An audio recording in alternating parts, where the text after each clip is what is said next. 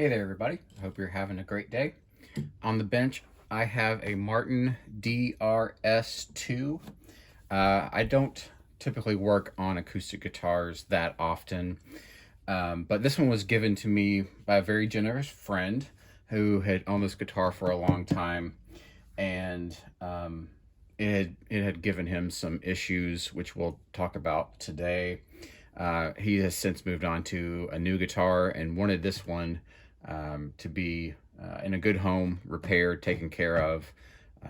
Sounds like he's had a lot of good times, good memories playing or learning on this guitar. So he didn't want to just sell it to somebody he didn't know. So there are a couple things going on with this guitar. The first is that the electronics don't work. He said they have not worked for a few years. I don't know that he's ever attempted to have them repaired or not.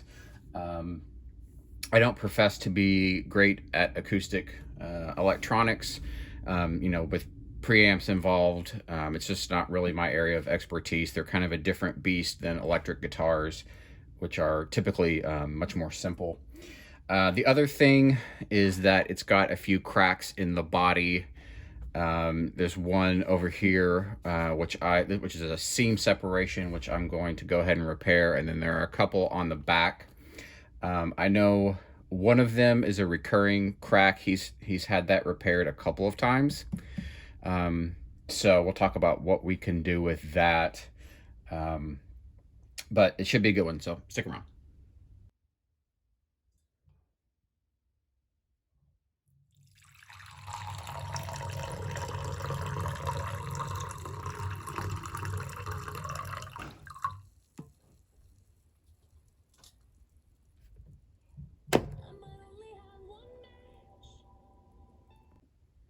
I'm going to tackle the electronics first, just because it's something I'm more familiar with. I don't do a lot of acoustic body work, but I also want to get them pulled out, and it'll make it easier to get into the body for the repairs later. So the first thing I'm going to do is check the battery. That seems like a pretty obvious thing that I'm sure has been done before. And as I mentioned before, since this has been non-functioning electronics for a few years, this battery may just not be good. It just may have gone past its life naturally. But let's get this taken apart, and we'll just go ahead and check voltages and see what we got. I'm on DC right now. I'm not sure if you can see that. And this is at 1.6 volts. So that could be the culprit. Obviously, this should be 9 when it's healthy. So let's switch those batteries out and see if that gives us any life. All right, I have a new 9 volt here. Let's test it just to make sure. And it's at 8.6, so we should be good. If it's something this simple, I'll be extremely excited, but I suspect it's not. So go ahead and plug this in.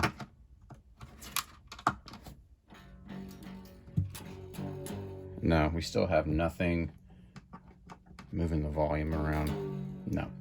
Okay, so next thing I'm going to do is clean out the jack. That's something that can get a little corroded. And sometimes just cleaning that out will make a good contact with the plug. So let's do that next. All right, to clean the input jack, I'm just using some electronic cleaner. Deoxit is a very popular brand for, guitars and amps and things like that. But most electronic cleaner is going to go ahead and work for you. I use a pipe cleaner for this. You can also use the input or the guitar cord. A lot of people will just spray in there and then take that guitar cord and plug it in and unplug it a few times. I like pipe cleaner just because it has the bristles, and I can spray directly onto the pipe cleaner rather than spraying into the guitar. I think it's just a little bit cleaner. Okay, I've let that dry about 5 minutes. It evaporates very quickly, so see if that does anything. No, still nothing. Okay. The next place I'm going to look is the battery leads. This will disconnect from the preamp pretty easily. That way we can check if voltage is getting through to the preamp, or if it's possibly being stopped somewhere. All right, I had the battery disconnected from the preamp, so I'm just going to check DC voltage. It's making its way through here, and there's not a disconnect at any point. And there we have 8.6. So those appear to be good. Voltage is going through. This terminal right here actually looks, I don't know if you can tell, but it's got a fair bit of corrosion on it. I would assume this is not the problem since we just checked voltages, but I'm going to go ahead and clean that up anyway and see if that helps our problem. To clean up this terminal, I'm going to use white vinegar. It's an acid, and it will neutralize the base of the alkaline. You can also use lemon juice for this, or isopropyl alcohol is good as well. It won't neutralize, but it will clean off the corrosion. This is already coming up much better. This terminal looks fine, so I'll give that one a little bit of a touch up, but I'm not going to spend too much time on it. This one's looking much better already. All right, I have the battery back in. I've got it plugged in. Let's see what it does. Still nothing. And here I'm just changing the volume control just in case it was on 0. It's not. Okay. Next I'm gonna pull the end pin jack out, and we'll see if there's any loose solder connections there. And then if not, figure out what to do after that. Well, a little bit of a bad news, potentially good news. As I was getting the ends off of the jack, I realized that, I don't know if you can see this, it's glued into place, and it's not moving or budging at all. So that's the bad news, but the potential good news is I was fishing into the body to try to pull out the end pin jack from the inside. One of the wires here, and let me see if you can get in here and see this. One of the wires, this one right here, was just loose, super loose, dangling. This is what is fed from the input jack. So I'm gonna pull this out, reseat this, and then see if that does anything. If not, we'll figure out a way to pull that end pin jack and see if there's any issues with the solder there.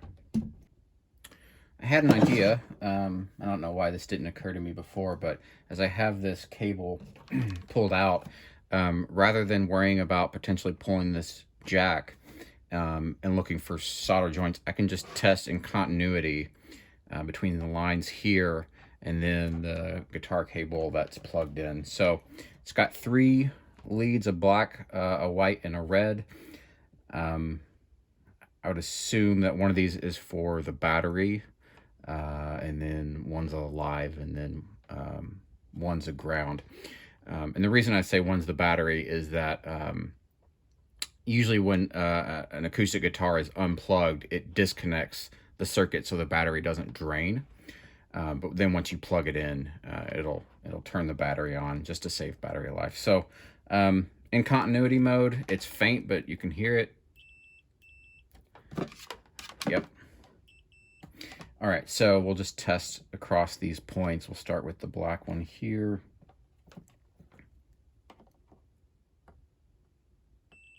So we do have a connection there.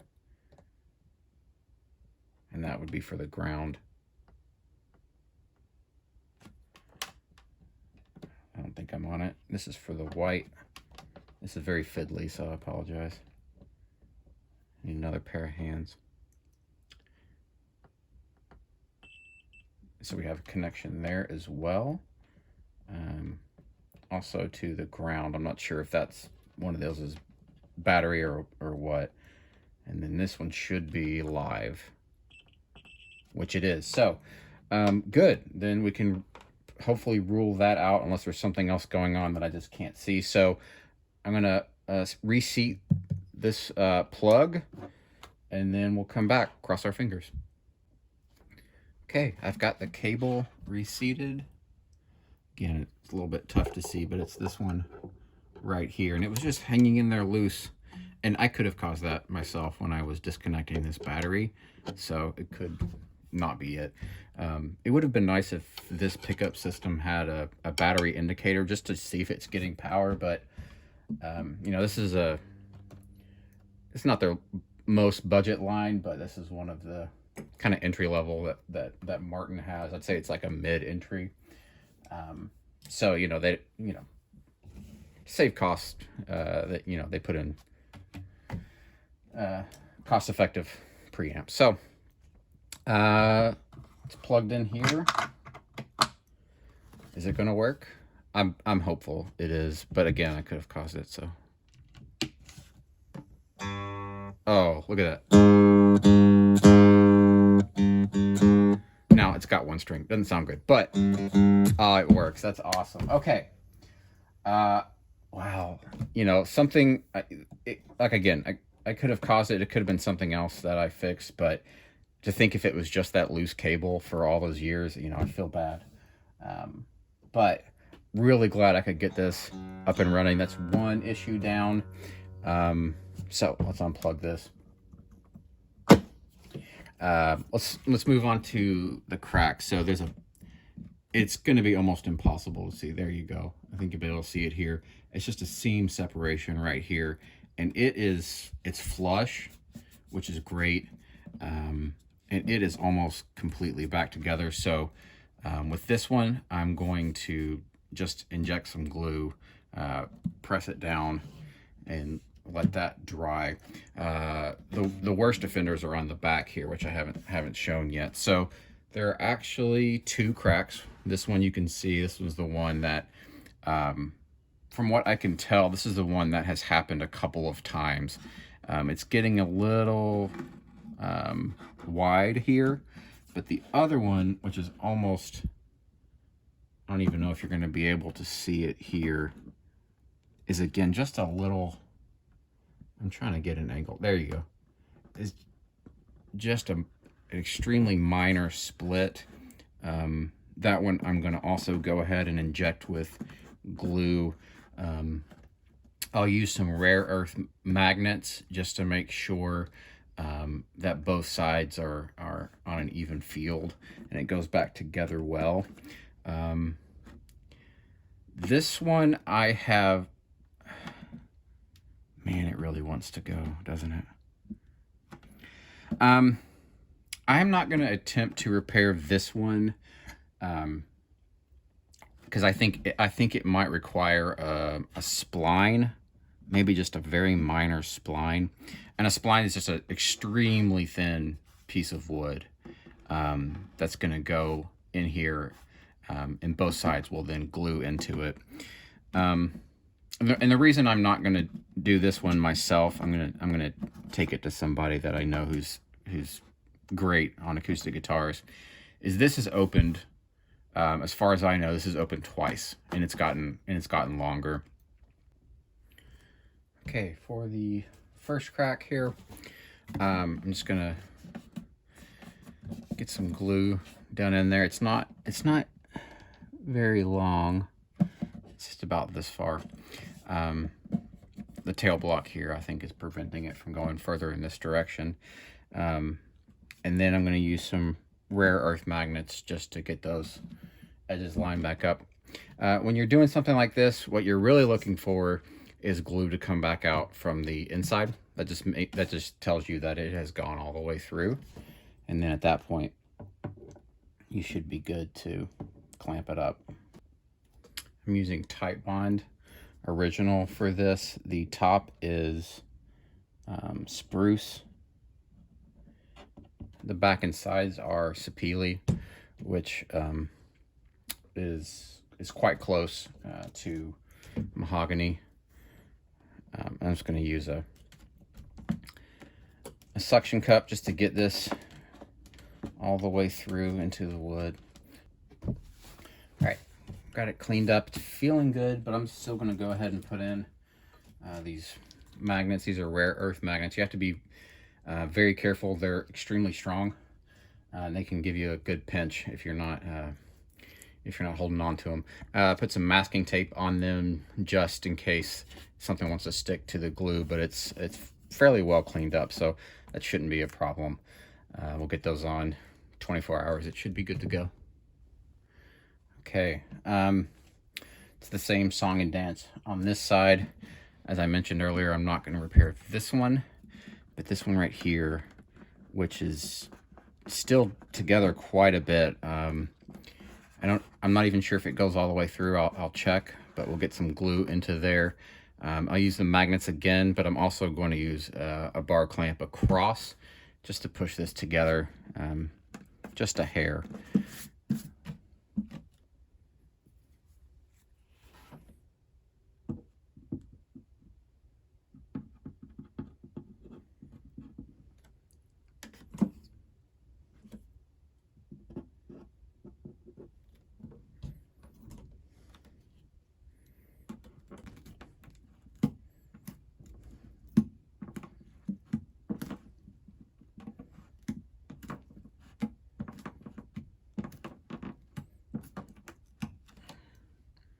All right, I'll get this cleaned up.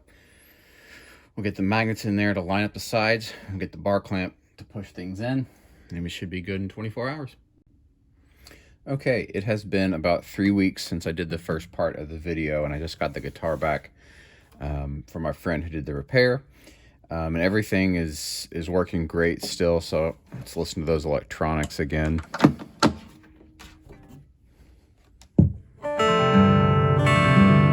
Again, not a great sounding speaker and not meant for guitar, but you get the idea. And then the crack repairs came out quite nice. There's a seam separation that I did on the front. Nice and together, flat. And then the back, really hard to tell where the repair was. You can see it here kind of in the right light, and there's one over here. This is the one I did, and this is the one that he did. Both came together really well. And there's a cleat inside. I'll try to put a picture of it here. It's a little bit tough to show with the camera, but hopefully you can see the original cleat in the back, which I've circled in blue. And then the one that he put in here is the rectangular one. So all in all, really good. So I'm going to play a few songs, and you can hear how it sounds.